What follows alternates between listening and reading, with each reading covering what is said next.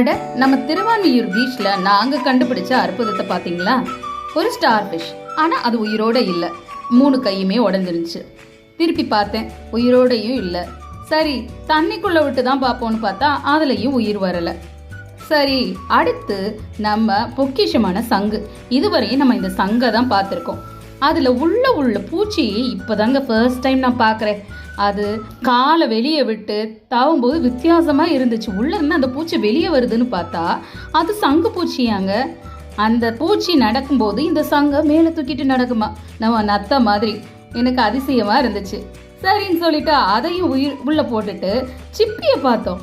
சிப்பியில் தண்ணியை சொட்டு சொட்டா விட விட அந்த சிப்பிக்குள்ளே இருந்து அந்த உயிர் வெளியே வந்து பார்த்துச்சுங்க. வாவ், செம ப்ரெஷியஸாக இருந்துச்சு. இன்னும் டிஃப்ரெண்ட்டாக கடல் கரையில் இத்தனை வித்தியாசம் இருக்கான்னு சொல்லிட்டு ஒரு அற்புதமாகவும் இருந்துச்சு. தண்ணி விட விட அதில் இருந்து அந்த சிப்பி பூச்சி வெளியே வந்துச்சு. சரின்னு சொல்லிட்டு அதையும் தண்ணிக்குள்ளே போட்டு இன்னொன்று இலிப்பூச்சின்னாங்க. அதுவும் நாங்கள் கண்டுபிடிச்சோம். இந்த பாருங்க, குட்டி இலிப்பூச்சி கையை உள்ளே விட அது மண்ணுக்குள்ளே போய் புதஞ்சுக்குதுங்க. வித்தியாசமாக இருந்துச்சு. ஒன்று மட்டும் இல்லை, இதே மாதிரி இன்னொன்று பெருசாகவும் நாங்கள் பிடிச்சோம். அதை பாட்டிலுக்குள்ளே போட்டு வச்சோம். இந்த பார்த்தீங்களா, இதுதான் அந்த இலிப்பூச்சி. பெருசாக இருக்குது பார்த்தீங்களா? வாவ். ஆனால் இதை சாப்பிடவும் செய்வாங்கங்க. சங்கு, இந்த சங்கும் உயிரோடு இருந்துச்சுங்க.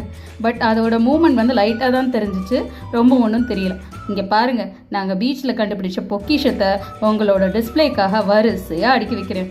2, 3, 4 சங்கு, அதுக்கப்புறம் சிப்பி, ஸ்டார் ஃபிஷ்ஷு, நிறைய சிப்பி ஒரு 4-5 சிப்பி கண்டுபிடிச்சோம். ஸ்டார் ஃபிஷ்ஷு, அதே மாதிரி இன்னும் நிறைய எக்கச்சக்க பொக்கிஷ் தான் கண்டுபிடிச்சோம்.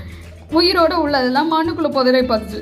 தண்ணியை விட அதுவும் மண்ணுக்குள்ளே புதஞ்சிச்சு. இங்கே பாருங்கள், சிப்பி எப்படி ஃபாஸ்ட்டாக தண்ணிக்குள்ளே போகுதுன்ட்டு ரொம்ப அழகாக இருந்துச்சு அதை பார்க்குறதுக்கு.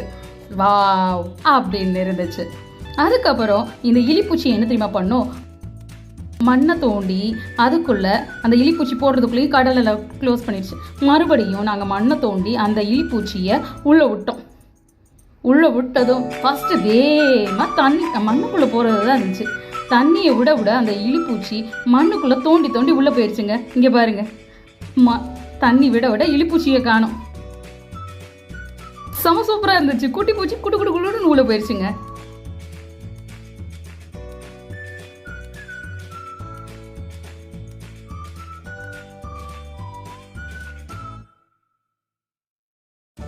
கடலில் வந்து ஒரு போட்டுச்சு, 2 பூச்சியும் காணாம போச்சு.